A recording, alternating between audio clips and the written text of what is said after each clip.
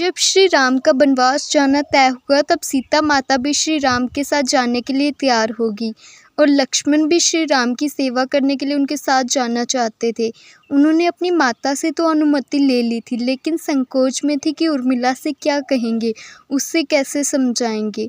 जब लक्ष्मण जी उर्मिला के पास गए तो उन्होंने देखा वह आरती का थाल लिए खड़ी थी और लक्ष्मण जी से बोली, आप चिंता मत करिए, आप श्री राम के साथ जाइए और उनकी सेवा कीजिए, क्योंकि यही आपका धर्म है और आपके धर्म में कोई बाधा ना पड़े, इसीलिए मैं भी आपके साथ जाने की ज़िद नहीं करूँगी। इसी के साथ उर्मिला ने एक दीपक जलाया और कहा कि मेरे स्वामी की सांसों को कभी बुझने मत देना। इसके बाद भगवान राम, माता सीता और लक्ष्मण 14 सालों के लिए वनवास के लिए चले गए।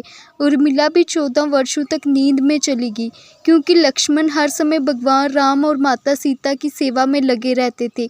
इसीलिए उन्होंने निद्रा देवी से वरदान मांगा था कि उन्हें 14 वर्षों तक नींद न आए। निद्रा देवी ये वरदान देने के लिए तैयार होगी, लेकिन उन्होंने कहा इसके बदले किसी और को 14 वर्ष तक सोना होगा। इसीलिए उर्मिला 14 वर्षों तक सोती रही।